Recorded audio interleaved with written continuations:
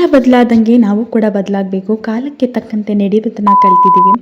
ಏನೇ ಹೇಳಿ ನಮ್ಮ ಹಿಂದಿನ ಕಾಲದವ್ರ ಲೈಫ್ ಆಗಿರ್ಬೋದು, ಅವರ ಹಾಡುಗಳಾಗಿರ್ಬೋದು ಎಲ್ಲನೂ ಕೇಳೋದಕ್ಕೆ ತುಂಬಾ ಹಿತ ಅನಿಸುತ್ತೆ.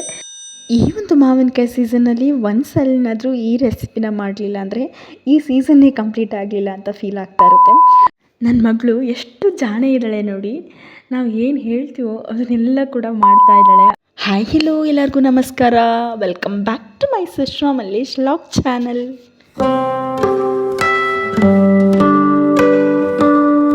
ನ್ಯಾಚುರಲ್ ಆಗಿ ವರ್ಷಕ್ಕೆ ಒಂದೇ ಸಲ ಸಿಗುವಂಥ ಸೀಸನ್ ಅಂದರೆ ಅದು ಮಾವಿನಕಾಯಿ ಸೀಸನು. ಈ ಒಂದು ಮಾವಿನಕಾಯಿ ಸೀಸನ್ನಲ್ಲಿ ಒಂದು ಸಲನಾದರೂ ಈ ರೆಸಿಪಿನ ಮಾಡಲಿಲ್ಲ ಅಂದರೆ ಈ ಸೀಸನ್ನೇ ಕಂಪ್ಲೀಟ್ ಆಗಲಿಲ್ಲ ಅಂತ ಫೀಲ್ ಆಗ್ತಾ ಇರುತ್ತೆ. ಇನ್ಯಾಕೆ ತಡ, ಬನ್ನಿ ಹಾಗಿದ್ರೆ ಈ ರೆಸಿಪಿನ ಹೇಗೆ ಮಾಡೋದು ಅಂತ ನೋಡೋಣ. ಈ ರೆಸಿಪಿನ ಮಾಡೋದಕ್ಕೆ ಒಂದು 2 ದಪ್ಪ ಈರುಳ್ಳಿನ ಸಣ್ಣದಾಗಿ ಸಿಪ್ಪೆ ತೆಗೆದು ಸ್ಲೈಸ್ ಆಗಿ ಕಟ್ ಮಾಡಿ ಎತ್ತಿಟ್ಕೊಂಡಿದ್ದೀನಿ. ಜೊತೆಗೆ 2 ಕಡ್ಡಿ ಕರಿಬೇವಿನ ಸೊಪ್ಪನ್ನು ತೊಗೊಂಡಿದ್ದೀನಿ, ಫ್ರೆಶ್ ಆಗಿರುವಂಥದ್ದನ್ನು. ಮತ್ತು ಸ್ವಲ್ಪ ಪುದೀನ ಸೊಪ್ಪನ್ನು ಕೂಡ ನೀಟಾಗಿ ತೊಳೆದು ಸಣ್ಣದಾಗಿ ಕಟ್ ಮಾಡಿ ಒಂದು ಪ್ಲೇಟ್ಗೆ ಹಾಕ್ಕೊಂಡಿದ್ದೀನಿ. ಜೊತೆಗೆ ಹಸಿಮೆಣ್ಸಿನ್ಕಾಯಿಗಳನ್ನು ಕಟ್ ಮಾಡಿ ಎತ್ತಿಟ್ಕೊಂಡಿದ್ದೀನಿ. ಈ ಒಂದು ರೆಸಿಪಿನ ನಾವು ಮಾವಿನಕಾಯಲ್ಲಿ ಮಾಡ್ತಿರೋದ್ರ ಯೂಶ್ವಲಿ ಮಾವಿನಕಾಯಿ ಹುಳಿ ಆಗಿರುತ್ತೆ. ಅದಕ್ಕೆ ಸ್ವಲ್ಪ ಖಾರನ ಜಾಸ್ತಿ ಹಾಕಿ ಮಾಡಿದರೆ ಒಂದು ಹುಳಿ ಆಗಿರ್ಬೋದು, ಖಾರ ಆಗಿರ್ಬೋದು ಎರಡೂ ಕೂಡ ನಾಲಿಗೆಗೆ ಒಂದು ಮಸ್ತ್ ಟೇಸ್ಟ್ ಕೊಡುತ್ತೆ. ಹಾಗಾಗಿ ಸ್ವಲ್ಪ ಮೆಣಸಿನ್ಕಾಯಿನ ಜಾಸ್ತಿ ಹಾಕ್ಕೊಳ್ಳಿ. ಇನ್ನು ಮಾವಿನಕಾಯಿನ ಸಣ್ಣದಾಗಿ ತುರ್ದಿ ಎತ್ತಿಟ್ಕೊಂಡಿದ್ದೀನಿ. ಜೊತೆಗೆ ಸ್ವಲ್ಪ ಕಾಯಿ ತುರಿ. ನಾನಿಲ್ಲಿ ಒಂದು ಅಂದರೆ ನಾರ್ಮಲ್ ಮಾವಿನಕಾಯಿನ ತೊಗೊಂಡಿದ್ದೀನಿ, ಅಥವಾ ತೋತಾಪುರಿ ಮಾವಿನಕಾಯಿನೂ ಕೂಡ ತೊಗೊಳ್ಬೋದು. ಅದು ಅಷ್ಟಾಗಿ ಸ್ವಲ್ಪ ಹುಳಿ ಬರಲ್ಲ. ಹಾಗಾಗಿ ನಿಮಗೆ ಯಾವ ಮಾವಿನಕಾಯಿ ಬೇಕಾದರೂ ನೀವು ಯೂಸ್ ಮಾಡ್ಕೊಳ್ಬೋದು. ಯಾವ ಮಾವಿನಕಾಯಿ ಹಾಕಿದ್ರೂ ಮಾವಿನಕಾಯಿ ಚಿತ್ರಾನ್ನ ಮಾಡಿದರೆ ಟೇಸ್ಟ್ ಮಾತ್ರ ತುಂಬಾ ಅದ್ಭುತವಾಗಿ ಬರುತ್ತೆ. ಮಾವಿನಕಾಯಿ ಚಿತ್ರಾನ್ನ ಮಾಡೋದಕ್ಕೆ ಒಂದು ಬಾಣಲಿ ಇಟ್ಟು ಒಲೆ ಮೇಲೆ ಅದಕ್ಕೆ ಸ್ವಲ್ಪ ಎಣ್ಣೆ ಹಾಕ್ಕೊಂಡು, ಎಣ್ಣೆ ಬಿಸಿ ಆದಮೇಲೆ ಒಂದು 2 ಸ್ಪೂನಷ್ಟು ಕಡಲೆಬೇಳೆನ ಆ್ಯಡ್ ಮಾಡಿಕೊಂಡು, ಅದು ನೊರೆ ಎಲ್ಲ ನಿಂತ ಮೇಲೆ ಅದ್ರ ಕಲರ್ ಸ್ವಲ್ಪ ಚೇಂಜ್ ಆಗ್ತಾ ಹೋಗುತ್ತೆ. ಆಗಲೇ ಆ ಒಂದು ಕಡಲೆಬೇಳೆನೂ ಕೂಡ ಎತ್ತಿಟ್ಕೊಳ್ಳೋಣ. ಅದೇ ಎಣ್ಣೆಗೆ ಒಂದು ಇಡಿಯಷ್ಟು ಕಡಲೆ ಬೀಜನ ಹಾಕ್ಕೊಂಡು ಅದು ಸ್ವಲ್ಪ ಚಿಟಪಟ ಅಂದ್ಕೊಂಡು ಸಿಪ್ಪೆ ಎಲ್ಲ ಹೊಡೆದು ಅದು ಕೂಡ ಒಂದು ಸ್ವಲ್ಪ ಕಲರ್ ಚೇಂಜ್ ಆಗಬೇಕು, ಅಲ್ಲಿವರೆಗೂ ಚೆನ್ನಾಗಿ ಫ್ರೈ ಮಾಡ್ಕೊಳ್ಳೋಣ. ಎಲ್ಲನೂ ಕೂಡ ಫ್ರೈ ಮಾಡಿಕೊಂಡು ಅದನ್ನು ಕೂಡ ಒಂದು ಪ್ಲೇಟ್ಗೆ ಹಾಕಿ ಎತ್ತಿಟ್ಕೊಳ್ಳೋಣ.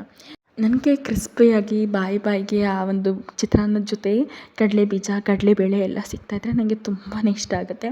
ಹಾಗಾಗಿ ಆ ಕ್ರಿಸ್ಪಿನೆಸ್ ಹೊರಟೋಗಬಾರ್ದು ಅಂತ ಒಂದು ಪ್ಲೇಟ್ಗೆ ಹಾಕಿ ಎತ್ತಿಟ್ಕೊಂಡಿದ್ದೀನಿ. ನಮಗೆ ಸ್ವಲ್ಪ ಸಾಫ್ಟಾಗಿ ಬೇಕು ಕಡಲೆ ಬೀಜ, ಕಡಲೆಬೇಳೆ ಎಲ್ಲ ಅಂತ ಹೇಳಿದ್ರೆ ನಾವು ಸಾಸಿವೆ ಒಗ್ಗರಣೆ ಎಲ್ಲ ಹಾಕ್ತೀವಲ್ಲ, ಆಮೇಲೆ ಈ ಒಂದು ಕಡಲೆ ಬೀಜ, ಕಡಲೆಬೇಳೆನ ಫ್ರೈ ಮಾಡಿಕೊಂಡು ಅದನ್ನು ಒಳಗಡೆನೇ ಹಾಕ್ಕೊಂಡ್ರೆ ಅದು ಕೂಡ ಸ್ವಲ್ಪ ಸಾಫ್ಟಾಗಿರುತ್ತೆ ತಿನ್ನೋದಕ್ಕೆ. ಬಟ್ ನನಗೆ ಕ್ರಿಸ್ಪಿಯಾಗಿ ಇಷ್ಟ ಆಗುತ್ತೆ, ಹಾಗಾಗಿ ನಾನು ಈ ಥರ ಮಾಡ್ಕೊಳ್ತೀನಿ. ನಿಮ್ಗೆ ಯಾವ ರೀತಿ ಬೇಕೋ ಆ ಥರ ನೀವು ಮಾಡ್ಕೊಳ್ಬೋದು.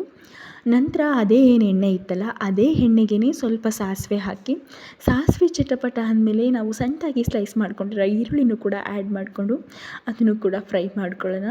ಜೊತೆಗೆ ಸ್ವಲ್ಪ ಕರಿಬೇವಿನ ಸೊಪ್ಪು ಮತ್ತು ಹಚ್ಚಿಟ್ಕೊಂಡಿರುವಂತಹ ಮೆಣಸಿನ್ಕಾಯಿಗಳನ್ನೆಲ್ಲನೂ ಕೂಡ ಆ್ಯಡ್ ಮಾಡಿಕೊಂಡು ಅದನ್ನೆಲ್ಲನೂ ಕೂಡ ಚೆನ್ನಾಗಿ ಫ್ರೈ ಮಾಡ್ಕೊಳ್ಳೋಣ. ಈರುಳ್ಳಿ ಸ್ವಲ್ಪ ಟ್ರಾನ್ಸ್ಪರೆಂಟ್ ಆದಮೇಲೆ ಅದಕ್ಕೆ ನಾವು ಹಚ್ಚಿಟ್ಕೊಂಡಿರುವಂತಹ ಪುದೀನ ಸೊಪ್ಪನ್ನು ಕೂಡ ಆ್ಯಡ್ ಮಾಡಿಕೊಂಡು ಅದನ್ನು ಕೂಡ ಚೆನ್ನಾಗಿ ಫ್ರೈ ಮಾಡ್ಕೊಳ್ಳೋಣ. ಈ ಒಂದು ಬೇಸಿಗೆಗಾಲದಲ್ಲಿ ಪುದೀನ ಸೊಪ್ಪನ್ನು ಯೂಸ್ ಮಾಡೋದ್ರಿಂದ ಅದು ದೇಹಕ್ಕೆ ತುಂಬಾ ತಂಪು. ಎಲ್ಲನೂ ಕೂಡ ಚೆನ್ನಾಗಿ ಫ್ರೈ ಮಾಡಿಕೊಂಡು ನಂತರ ರುಚಿಗೆ ತಕ್ಕಷ್ಟು ಉಪ್ಪು ಹಾಕಿ ಸ್ವಲ್ಪ ಅರಿಶಿನ ಪುಡಿಯನ್ನು ಹಾಕ್ಕೊಂಡು ಅದನ್ನು ಕೂಡ ಚೆನ್ನಾಗಿ ಮಿಕ್ಸ್ ಮಾಡ್ಕೊಳ್ಳೋಣ.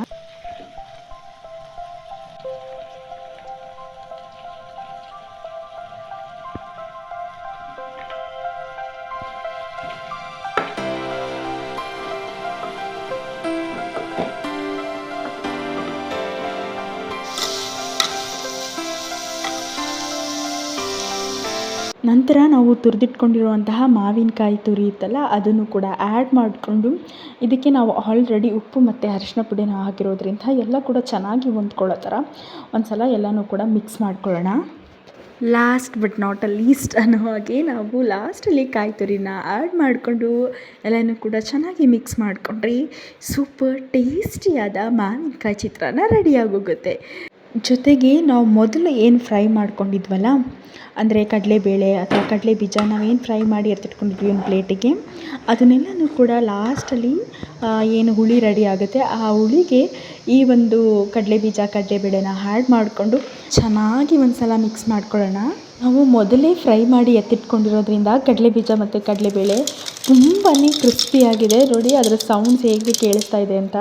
ಈ ಒಂದು ಮಾವಿನಕಾಯಿ ಚಿತ್ರಾನ್ನ ಎಲ್ಲ ಏಜ್ ಗ್ರೂಪವರು ಕೂಡ ತುಂಬಾ ಇಷ್ಟಪಟ್ಟು ತಿಂತಾರೆ. ಅದರಲ್ಲೂ ಮಕ್ಳುಗಳು ಸ್ಕೂಲ್ಗೆ ಹೋಗೋ ಮಕ್ಳುಗಳಿಗಂತೂ ಈ ಥರ ವೆರೈಟಿ ಆಫ್ ಡಿಶಸ್ ಅಂದರೆ ಮೊದಲೇ ಇಷ್ಟ ಆಗುತ್ತೆ. ಅವರಿಗೆ ನಾಷ್ಟಗಳಲ್ಲಿ ಚಿತ್ರಾನ್ನ, ಪುಳಿಯೋಗರೆ ಇದು ಮೊದಲೇ ಇಷ್ಟ ಆಗುತ್ತೆ. ಅದರಲ್ಲೂ ಈ ಒಂದು ಮಾವಿನಕಾಯಿ ಚಿತ್ರಾನ್ನದಲ್ಲಿ ಸ್ವಲ್ಪ ಹುಳಿಯಾಗಿ ಖಾರವಾಗಿ ಇರುತ್ತಲ್ಲ, ಅವರಿಗೆ ತುಂಬಾ ಯಮ್ಮಿಯಾಗಿ ಇಷ್ಟ ಆಗುತ್ತೆ ಮಕ್ಕಳಿಗೆ. ಇದನ್ನು ಬಿಸಿ ಬಿಸಿ ಅನ್ನದ ಜೊತೆ ಸರ್ವ್ ಮಾಡ್ಕೊಂಡು ತಿಂತಿದ್ರೆ ವಾವ್, ಟೇಸ್ಟ್ ಮಾತ್ರ ಅಲ್ಟಿಮೇಟಾಗಿರುತ್ತೆ. ಕಾಲ ಬದಲಾದಂಗೆ ನಾವು ಕೂಡ ಬದಲಾಗಬೇಕು. ಕಾಲಕ್ಕೆ ತಕ್ಕಂತೆ ನಡೆಯೋದನ್ನು ಕಲ್ತಿದ್ದೀವಿ. ಅದರಿಂದನೇ ನೋಡಿ ಇವತ್ತು ಎಲ್ಲರೂ ಕೂಡ ಹಂಚಿನ ಮನೆಯನ್ನು ತೆಗೆಸಿ ಮೋಲ್ಡ್ ಮನೆಗಳನ್ನು ಕಟ್ಕೊಳ್ತಿದ್ದಾರೆ. ಆದರೆ ಈಗಿನ ಒಂದು ಬೇಸಿಗೆಗಾಲದಲ್ಲಿ ಮೊದಲೇನು ಹಂಚಿನ ಮನೆ, ತೊಪ್ಪೆನೆಲ್ಲ ಎಲ್ಲ ಇರ್ತಿತ್ತಲ್ಲ, ಆ ಮನೆಗಳು ತಡೀತಿದ್ದ ಬೇಸಿಗೆಯನ್ನು ಈ ಮನೆಗಳಂತೂ ತಡೆಯೋದೇ ಇಲ್ಲ. ಎಲ್ಲ ತಾರಸಿಗಳು ಕೂಡ ಚೆನ್ನಾಗಿ ಬಿಸಿಲಲ್ಲಿ ಕಾದಿರೋದ್ರಿಂದ ನಾವು ಫ್ಯಾನ್ ಹಾಕ್ಕೊಂಡ್ರೂ ಕೂಡ ಎಲ್ಲ ಗಾಳಿ ಕೂಡ ಬಿಸಿ ಬಿಸಿನೇ ಬರ್ತಿರತ್ತೆ. ನಾವು ಮನೆಯಿಂದ ಆಚೆ ಹೋದರೆ ಸ್ವಲ್ಪ ತಣ್ಣಗನ್ಸುತ್ತೆ, ಮನೆ ಒಳಗಡೆ ಬಂದರೆ ಫುಲ್ಲು ಕಾವು ಅನಿಸುತ್ತೆ. ಅದಕ್ಕೆ ಆಲ್ಟರ್ನೇಟಾಗಿ ಈಗ ಏನಾದರೂ ಮಾಡ್ಬೋದು ಅಂದರೆ ಖಂಡಿತವಾಗ್ಲೂ ಮಾಡ್ಬೋದು. ಅಂದರೆ ಮೊದಲೆಲ್ಲ ಹೇಗೆ ಮಡಕೆಗಳಲ್ಲಿ ಅಥವಾ ಗಡಿಗೆಗಳಲ್ಲಿ ನೀರನ್ನು ಶೇಖರಣೆ ಮಾಡಿಟ್ಟು ಆ ಒಂದು ಮಡಕೆಯಲ್ಲಿ ಕುಡಿಯೋದ್ರಿಂದ ತುಂಬಾ ತಣ್ಣಗೆ ನೀರು ಅನ್ನಿಸ್ತಿರುತ್ತೆ.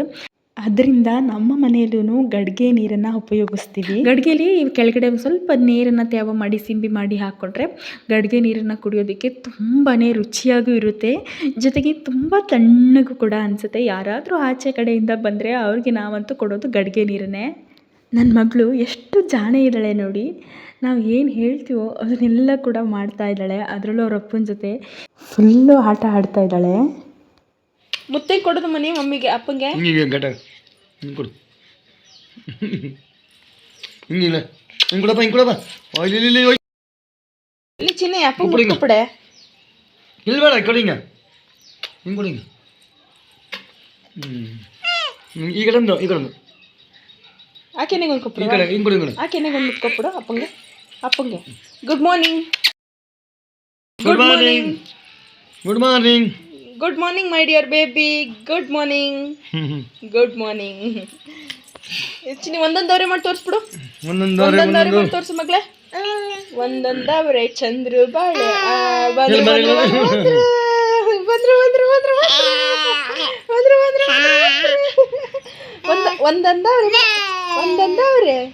ಒಂದೊಂದವ್ರೆ.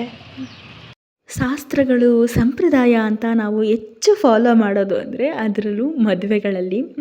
ನಮ್ಮನೆ ಎದುರುಗಡೆಯವರ ಮನೆಯಲ್ಲಿ ಅವ್ರ ನೆಂಟರಿಗೆ ಗಂಟೆಗೆ ನೀರುಯ್ಯೋ ಶಾಸ್ತ್ರನ ಮಾಡ್ತಾಯಿದ್ರು ನೋಡಿ. ಎಷ್ಟು ಚೆನ್ನಾಗಿ ನಮ್ಮ ಹಿಂದಿನ ಕಾಲದವರು ಅಜ್ಜಿದಿರೆಲ್ಲ ಎಷ್ಟು ಚೆನ್ನಾಗಿ ಪದಗಳನ್ನು ಕಟ್ಟಿ ಹಾಡುಗಳನ್ನು ಹಾಡ್ತಾ ಇದ್ದಾರೆ.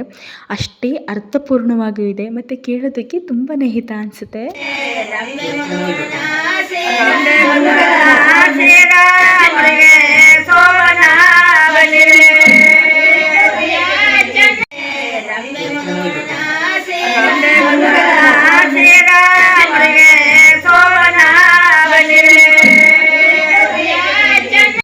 ಏನೇ ಹೇಳಿ, ನಮ್ಮ ಹಿಂದಿನ ಕಾಲದವ್ರ ಲೈಫ್ ಆಗಿರ್ಬೋದು, ಅವರ ಹಾಡುಗಳಾಗಿರ್ಬೋದು ಎಲ್ಲನೂ ಕೇಳೋದಕ್ಕೆ ತುಂಬಾ ಹಿತ ಅನಿಸುತ್ತೆ.